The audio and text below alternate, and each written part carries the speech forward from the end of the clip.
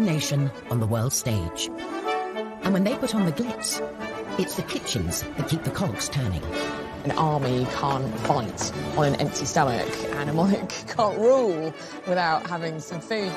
It's the engine oil for the engine that is the British royal family. We open the door on life in the royal kitchens and get the inside scoop from the royal chefs. Working for the Queen was amazing. Cooking for kings and queens and presidents. They reveal the do's, finger sandwiches, cut into 4, minus the crust, and don'ts. You try and serve strawberries to the Queen in January and it's off to the tower. You're really in trouble. Of serving Her Majesty, whose private dining habits are not as extravagant as you may think. She eats her dinner off a tray, looking at the television. She likes it. We discover the lengths our royals go to in the name of diplomacy. It's very phallic. They didn't have to put the whole thing in their mouth, which would have been pretty gross. And delve into the shocking history of royal health and safety. It's a wonder, really, that the whole place didn't go down with cholera and typhoid. And reveal how Harry's kitchen curiosity could have scarred him for life. If I'd not been like Usain Bolt racing across the floor, he would have yanked that pan down. This boiling water would have gone all over him. These are the secrets of the royal kitchens.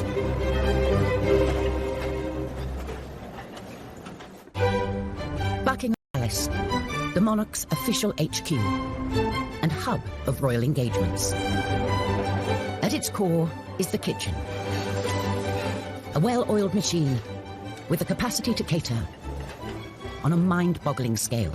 Every year, the royal family cater for thousands and thousands of people, and just at Buckingham Palace alone, it's 50,000 people every year. They have this convening power. They bring people together. And a lot of the events at which they do that, food does play a key role. This dinner is always an opportunity for us to come together as friends.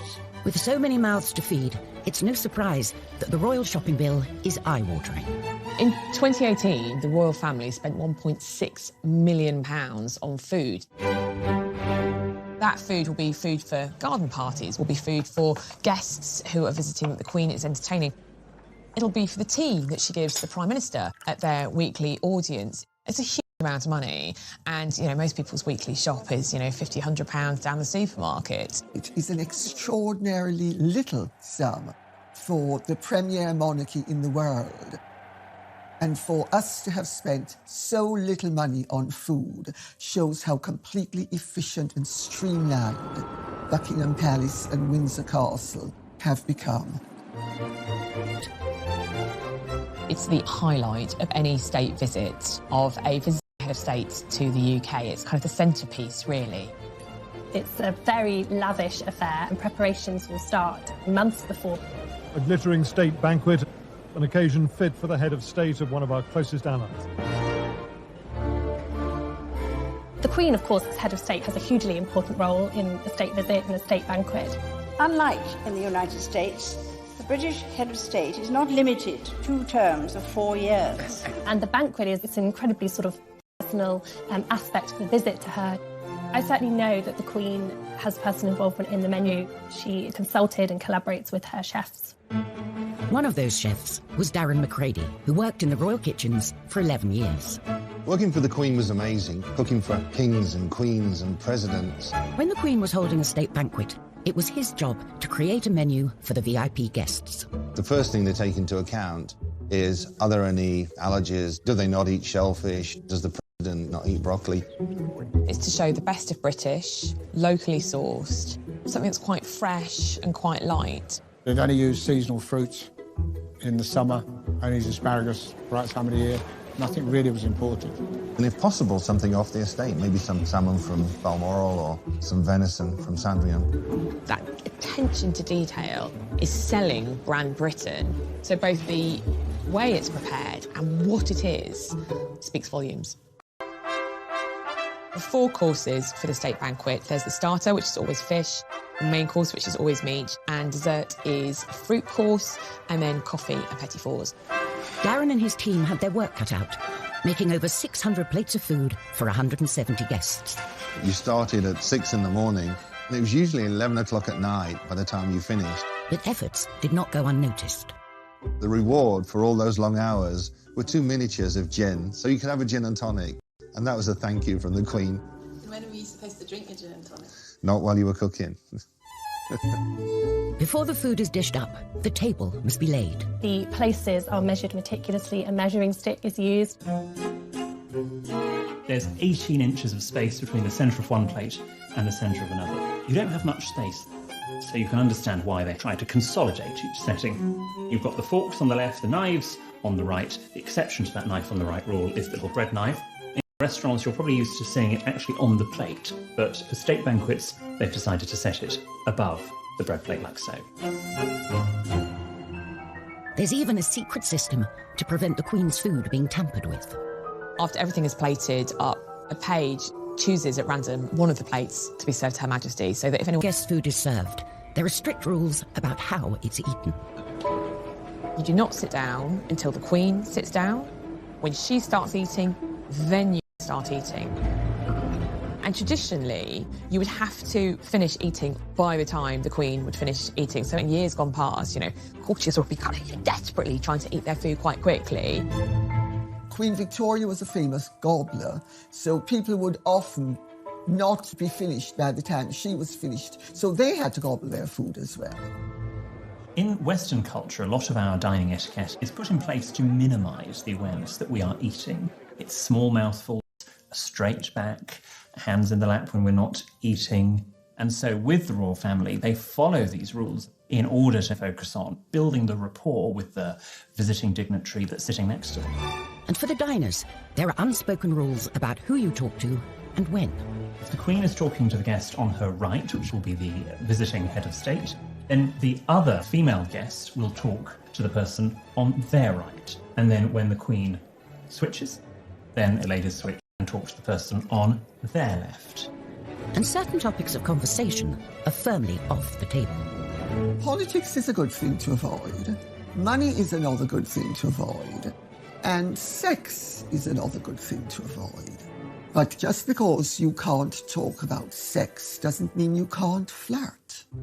And to wash all that splendid food down, there's an array of drinks to hand.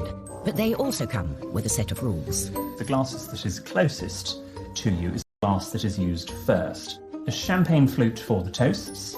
Then the smaller of the wine glasses is for white wine, generally with the fish course. Then a larger wine glass for the red wine, for the main course. And then a small glass for port. And then you have your water glass, and that's always detached from the other glasses because that glass stays on the table throughout the meal, whereas the other glasses will be cleared as the banquet progresses. Despite intimate knowledge of the rule book, things can still go. Prince Philip uttered blast as his glass dropped to the floor at a state banquet in 2003. Luckily, heads of state politely carried on as if nothing had happened. Coming up, we reveal the shocking past of Buckingham Palace's kitchens. It's a wonder, really, that the whole place didn't go down with cholera and typhoid. And is overseen by the Queen. The Queen has a royal menu book that's completed by the chef, and the chef does 3 days menus, and that gives us enough time to get all the produce in and prepare it. And when the menu book goes up to the Queen, she puts a line through the dishes that she doesn't want. She has a HP pencil, and she'd tick one or add something that she would prefer. If she's out for dinner, she puts a line through the page, and if she's got guests coming, she'll put 2 or 3, so we know that she's entertaining. The Queen has particular tastes that a chef ignores at his peril. She knows what she likes. Nothing too spicy, because she meets that many people. The last thing she wants, I can smell garlic in my breath, or last night's curry.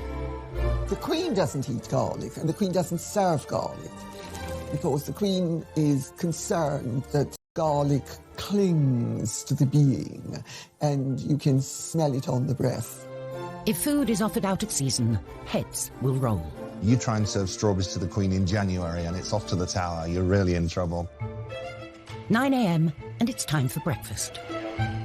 Typical breakfast for the Queen would be in her own sitting room. She'd have some hot tea and then a bowl of cereals from a plastic Tupperware container. It might have been served on a silver tray in, you know, lovely porcelain, but it was still kept in Tupperware containers, just like in anyone else's kitchen back at home. Prince Charles has a very particular breakfast routine as well. Whenever the Prince of Wales came to stay with the Queen, he always arrived with that hamper of his own produce. And in the kitchen, we'd have jars of bottled plums from the Highgrove garden. The instructions were to put 2 plums and a little juice into the bowl and send it in to him for breakfast. I'd send in 2 plums and he would eat 1, so they'd come back out after breakfast and I'd put the other plum back into the jar and save it. So one morning I thought, okay, he only eats 1 for breakfast, so I just put 1 plum in the jar and sent it out into the dining room. And the footman came through and said, His Royal Highness said, can you have 2, please? So I had to keep sending 2 in every morning. This wholesome breakfast is a far cry from Queen Victoria's morning spread. It was famously elaborate. It included things like lamb chops, fowl, tongue, eggs, bacon, potatoes. She just went for it, and it's no surprise that she... The current Queen is more likely to enjoy rich pickings at lunchtime, especially at Balmoral. Balmoral affords recreation as well as relaxation. Hunting, shooting and fishing. There's trout in the streams nearby and salmon at the right time of the year. And when they get a good catch, the kitchens spring into action, cooking a lunchtime dish of grilled fillet of salmon with a watercress sauce, one of the Queen's favourites. And Royal Chef Des Sweeney was the man to do it. The salmon would have been caught in the River Dee behind Balmoral. Des worked as the Queen's chef for 3 years. This is a smallish salmon. It's about £5 in weight. It's a bit of a go-to safe dish, one that the family enjoy, one that she likes to present to guests. The Queen's guests would fish for salmon. Staff were allowed to fish. If they caught one, they would offer it to the Queen, who would politely decline. So I've got a fillet off. These are pin bones. They're very, very small. And if you're doing a large amount of salmon for like a state banquet, it's a very tedious job. A few years ago, when the Queen Mother was alive, unfortunately she got a fish bone stuck in her throat. Traditionally, you swallow bread, and bread will take it down. But this day, it didn't work, so they had to get her to the hospital quite quickly, apparently. It wasn't me. So here I'm just taking the skin off the back of the salmon, and then we just portion it up. The Queen famously hates waste. From the tail ends, we make fish cakes that go down to staff, or that would go to breakfast dish. The Queen eats very sensibly, really. Meals at a regular time. She doesn't have big meals, doesn't have late meals, and it's really good for your metabolism to live like that. So it's been filleted, lightly oiled, and I'm just going to grill it very simply. We make a few portions, normally 1 spare, just in case the worst happens, we drop one, or the tray gets spilled, or something like that. The Queen is particular about sauces, so Des has to ensure it's totally lump-free. Generally, the sauce has to be sort of processed, so it's very fine. Quite often it'll be strained. So for plating up, I'm going to use some Norfolk Samphire, just on the bottom, just gives it a little texture. So there you have a grilled fillet of Balmoral salmon, watercress sauce, a light lunch fit for a Queen. So with the Queen's lunch sorted, it's time to feed the corgis. And it's anything but a dog's dinner. They had their own menu. One day lamb, one day chicken, one day beef. And we'd have to make sure that all of the meats we cut into very, very fine dice, a brunoise, so that there were no bones in there, because we couldn't have the royal corgis choking. It's 4 o'clock, and we can reveal the Queen's favourite form of refreshment. The absolute sacrosanct part of the Queen's day, she loves afternoon tea. Actually, I think it's very instructive that when Meghan, Duchess of Sussex, first met the Queen, it was at afternoon tea at Royal Connection. Catherine of Braganza, wife of King Charles II, brought tea to England from her native Portugal. She drank it daily, and fashionable upper-class ladies flocked to copy her habit. Nowadays, tea drinking, often accompanied by some delicious tidbits, remains a traditional afternoon treat for the royals. Finger sandwiches, so that'd be cucumber, smoked salmon, cream cheese, 9 to 4, minus the crust. And then you turn them on the edge, and you cut the edge off, so they look like little 50p pieces. And that was how they're presented. Scones every day, and some sort of small cake. The Queen does have a sweet tooth. Anything with chocolate in. She particularly likes a chocolate biscuit cake, which is made with McVitie's biscuits.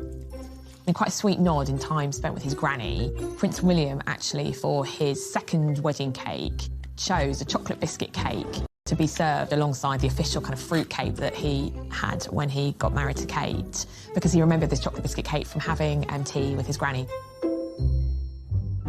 Even when it comes to sweet treats, the corgis are not left out.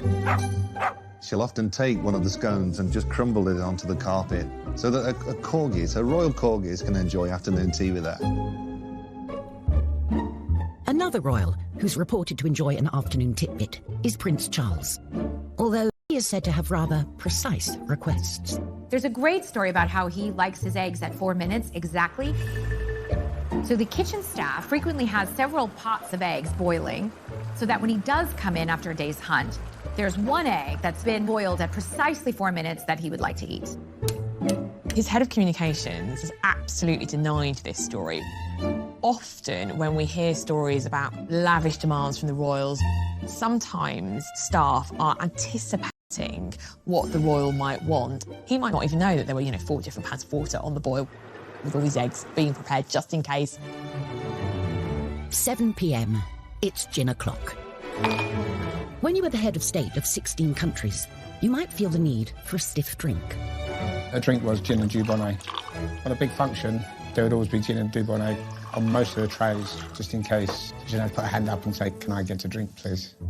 When she's off duty, there is reportedly one element of the Queen's private dining that may feel familiar to many of us. She eats her dinner off a tray, looking at the television. She likes it. It's homely, it's cosy, it's comfortable. And to polish off dinner... Most days, there'd be a fruit bowl go up. Cream's a big fan of fresh fruit, especially stuff that's grown locally. And eating fruit has a particular method. Now, this is how the Queen would eat, and cut off one end, then we cut off the other end, and then we turn the knife on its side and go into the skin, like so, and then prizing it open, and then cut a little bit off and eat like so. But there are times when the royals need to pop out for a treat that really hits the spot. It's the best thing I've eaten for a very long time. Can I pause you on that? Absolutely. Fast foods were also tempting for the royal princes.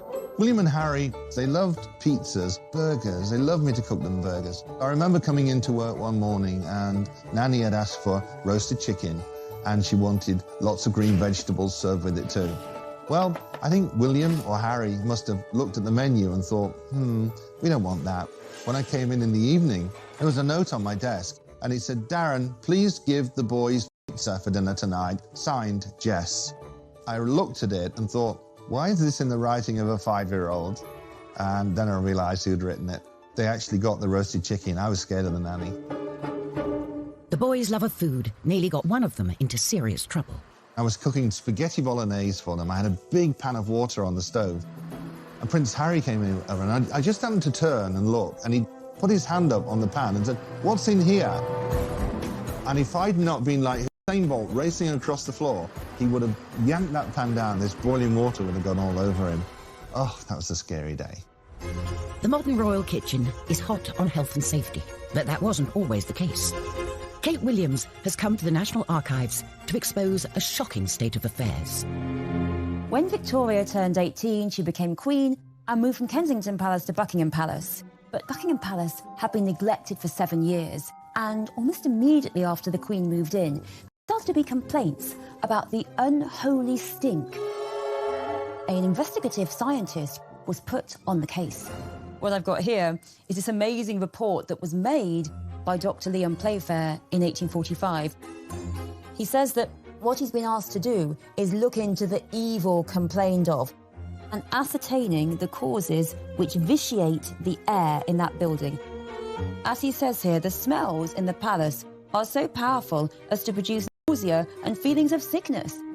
And I think there had been some perception that perhaps it was the fires or the gas lights that had caused this horrible atmosphere. No, he said, the main evil is the kitchen. He says, "I'm reminding you that one of the largest sewers in the world runs unfortunately through the precincts of the palace. Actually, it ran under the kitchens, and if this wasn't bad enough, there are a lot of sanitary practices in the kitchens, including piling up the rubbish in the dustbins, which were, he says, filled with garbage of a very bad description. And next to them were urinals for the use of the male servants without a flow of water. You can't flush them. And actually, he's really quite rude about the palace. He says, I could not have believed it credible that such an extraordinary instance of scientific ignorance existed in any building in the present day. He cannot believe it.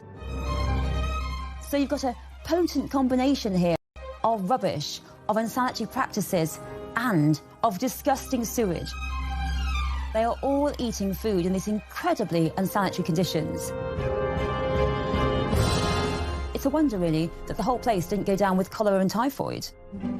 Coming up, a right royal mix-up in the kitchen. I said, the gardener wants to speak to you. And he went back upstairs, and I walked with him, and he said, oh, good morning, Royal Highness. And I thought, it's not the gardener. And Kate and William, a favourite with a rather... The Queen, the Duke of Edinburgh, or the Prince of Wales. More than 100 of them are food and drink businesses. Everything from companies who make baked beans, fishmongers, to champagne producers. Kellogg's has a royal warrant, Schweppes has a royal warrant, Cadbury's. Fortnum & Mason has been filling the royal shopping trolley since the 18th century. They say that Fortnum & Mason is the royal grocer. It was a sweet stall that was a focus for the duchesses.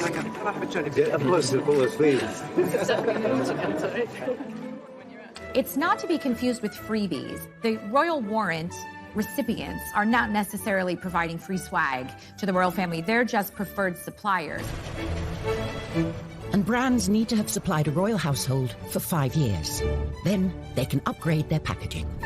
When a business is granted a royal warrant, that allows them the opportunity to display a royal coat of arms on their packaging. Obviously, that's a huge accolade. But like all of us, royal tastes can change.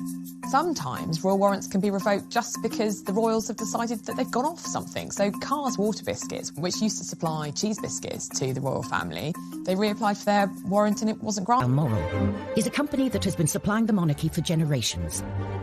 A whiskey distillery, first granted a warrant by Prince Albert in 1848.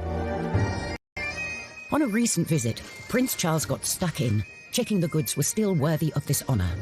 We just got food, and then we were getting apples and pears, particularly tin pears.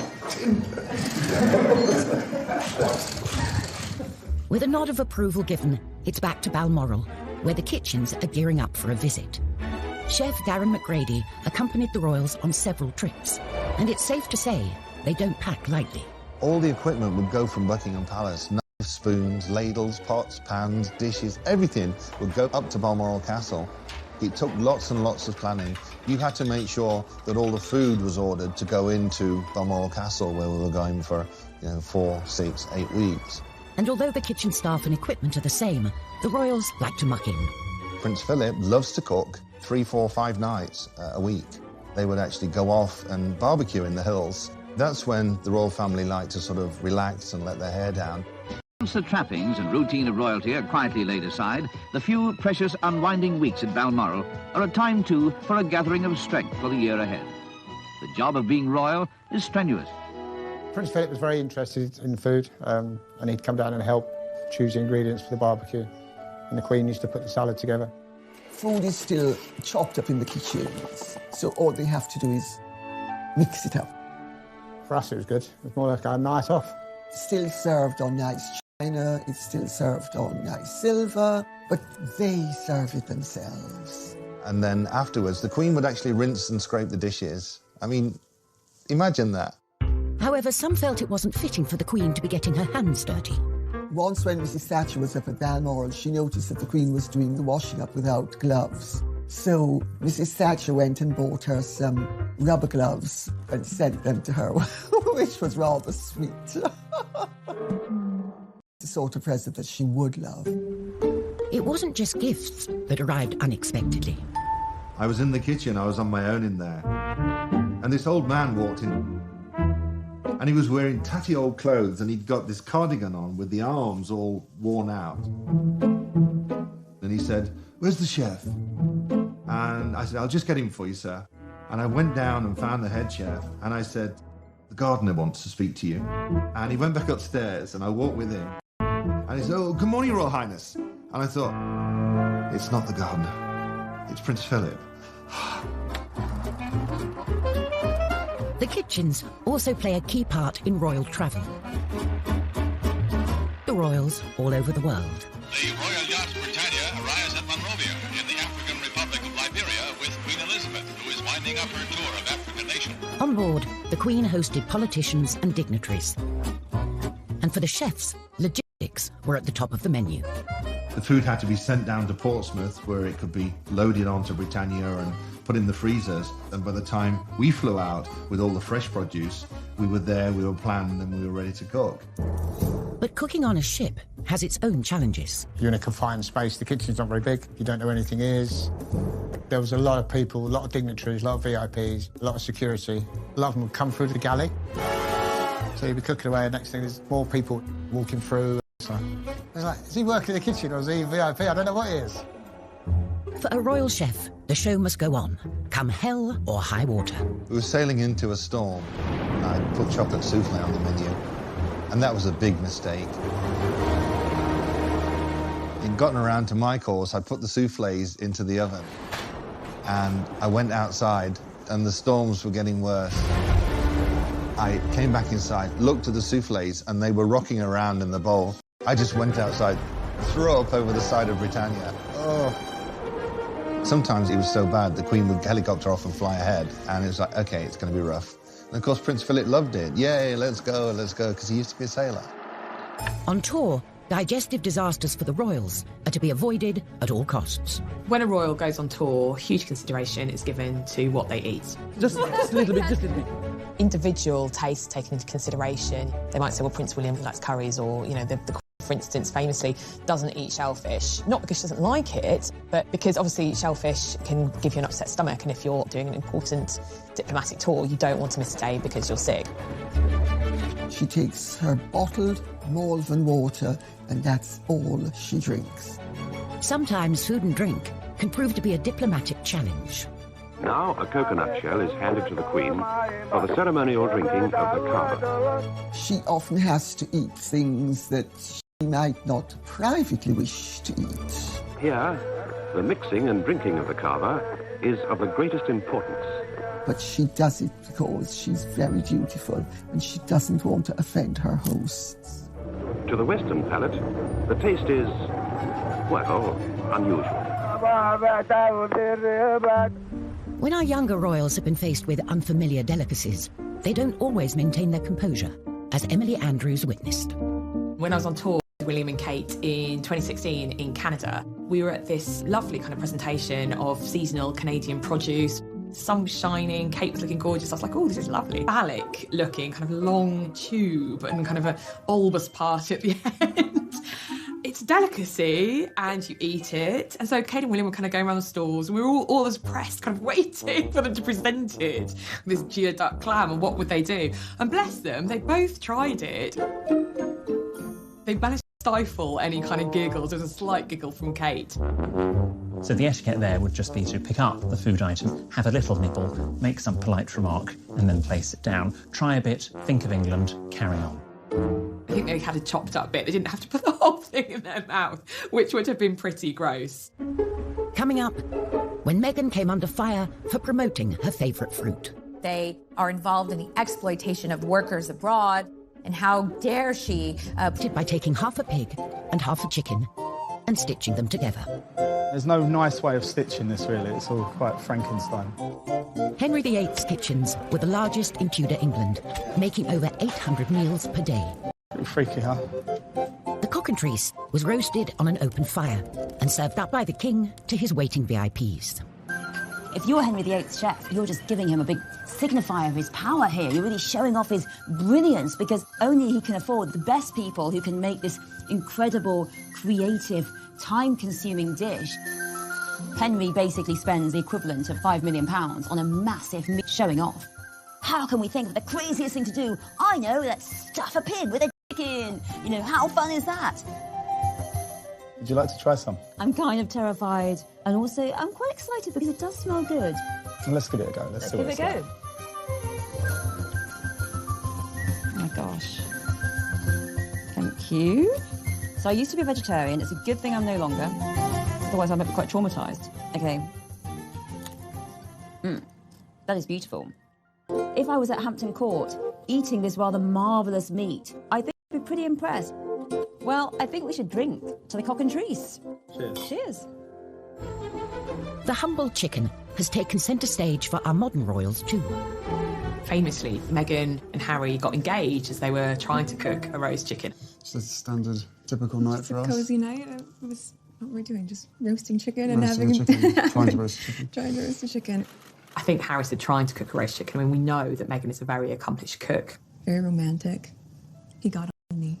Saying a roast dinner, but that's great. That's, you know, shows that they're normal. It's something that we can all imagine doing. It's not something that we think, oh, well, that's because they were royal, they were doing that. And any meal they eat can make the news. But it's not always a welcome headline, as a friend of Meghan's discovered on a visit to Kensington Palace. He posted what I'm sure he felt was a very innocuous photo of avocado toast and wrote that Meghan was the avocado whisperer because she does such great avocado toast. One newspaper absolutely went after Meghan for eating avocados, saying that they are involved in the exploitation of workers abroad and how it's a controversial thing to eat and how dare she promote the consumption of avocados. An unconventional life in the limelight hasn't stopped the brothers from having an ordinary approach to food. We're living together as brothers, and it's fantastic. It really is. He does most of the cooking. I just laze around watching TV. If you think about William when he was at university, he did have that regular university experience. You know, he lived with other students and that he did the things that other students do, and that would have extended to the way that he ate as well. He certainly wasn't up in St Andrews with a chef who was preparing his meals. You know, that just wasn't happening. And same way with Harry when he was in the military. He didn't go with his own chef. It was